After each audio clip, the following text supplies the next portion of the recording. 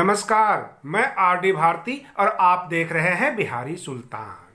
आज हम आपके लिए उत्तर प्रदेश की लेटेस्ट न्यूज बता रहे हैं। आपको ऐसा लगेगा जैसे कि सपा और बसपा में गठबंधन हो गई है।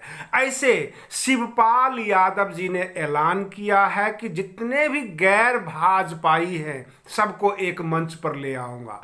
लेकिन जो तत्काल न्यूज बनकर आई है, उत्तर प्रदेश के विधान परिषद का चुनाव 12 सीट के लिए चुनाव होना था। 10 सीट के लिए भाजपा ने ऐलान कर दिया था और रही बात यह कि 2 सीट पर समाजवादी पार्टी जो है अपना कैंडिडेट दे रही थी और इधर बसपा ने भी 2 नामांकन फॉर्म खरीद लिया और देखने से यह लग रहा था कि शायद हॉर्स ट्रेडिंग हो, खरीद फरोख्त हो विधायकों का, क्योंकि समाजवादी पार्टी के पास मात्र 48 विधायक, जिसमें 3 विधायक उनको वोट नहीं देंगे, मात्र 45 विधायक का ही वोट मिलेगा।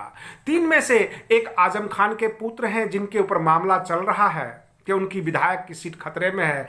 दूसरा जो है अग्रवाल साहब के पुत्र हैं जो कि बागी चल रहे हैं और तीसरा शिवपाल यादव जी हैं।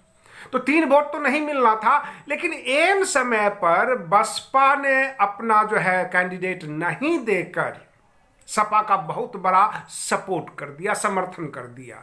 अब रही बात यह कि 45 और 19 मिलकर 64 हो जाता है और एक विधान परिषद के लिए मात्र 32 विधायक यानी 32 वोट की जरूरत है।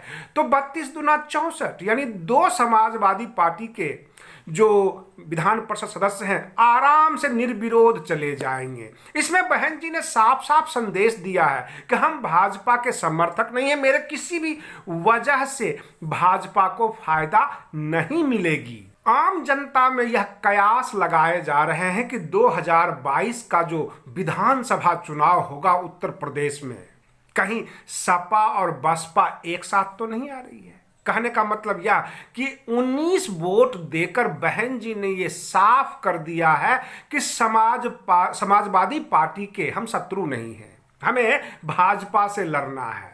और जितने भी गैर भाजपाई हैं उनको भी यह सोचना पड़ेगा, सोचने के लिए मजबूर हो जाएंगे कि इस बार एंटी भाजपा वोट पड़नी चाहिए, एंटी भाजपा एक मंच बनना चाहिए उत्तर प्रदेश में। और रही बात ये कि समाजवादी पार्टी और बसपा में केवल लड़ाई इस बात की है सत्ता में कौन आएगा।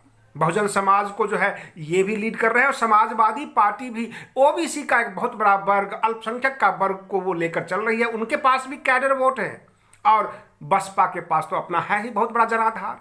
लेकिन बसपा आने वाले 2022 के उत्तर प्रदेश विधानसभा चुनाव में एक बहुत बड़ी पार्टी ही नहीं बल्कि सत्ता में आने की तैयारी कर ली है। समाजवादी पार्टी के साथ समस्या यह है कि डू और डाई। कहने का मतलब यह कि 2017 में जो है समाजवादी पार्टी सत्ता से बेदखल हो गई और बसपा 2012 में ही बेदखल हो गई। बसपा के लिए भी 2022 जो है मील का पत्थर होगा। सत्ता प्राप्ति की सबसे बड़ी कवायद की जा रही है कि बहुजन समाज पार्टी को सत्ता में आना है। अब प्रश्न यह उठता है कि बहन जी ने क्या संदेश दिया है समर्थन देकर। कई बार लोग कहते हैं कि बसपा भाजपा का समर्थन कर देती है, ओवैसी को साथ नहीं लेना, ओम प्रकाश राजभर की जो है टीम है उसकी काट के लिए भीम राजभर को प्रदेश अध्यक्ष बना देना।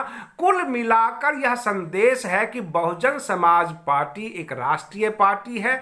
ये अगर चाहेगी, इनके कार्यकर्ता अगर लगन और मेहनत से काम करेंगे तो सत्ता में ये आ सकते हैं। इसको ये किसी का मुहताज नहीं है, ये साफ साफ संदेश है।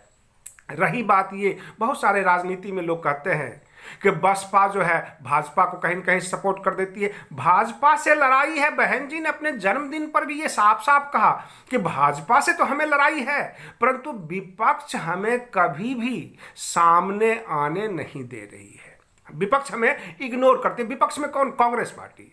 अब रही बात ये, कांग्रेस पार्टी है, आम आदमी पार्टी है, कई पार्टियां हैं, उधर वोट का बिखराव संभव है और इधर बहुजन समाज का SC ST vote, cadre vote एक जगह पड़ता है। और जैसा कि बहन मायावती जी कहती हैं कि सर्व समाज को लेकर चलना है। सर्व समाज में ठाकुर ब्राह्मण सभी आते हैं, इनके पास राष्ट्रीय मुद्दे होते हैं। किसानों के ऊपर इन्होंने साफ साफ किसानों को समर्थन कर दिया है। जाहिर सी बात है 2022 की तैयारी है। उधर पंचायत चुनाव में भी हर जगह बसपा कार्यकर्ता काफी तेजी से अपना सत्ता अभियान चला रहे हैं और चुनाव की तैयारी भी कर रहे हैं।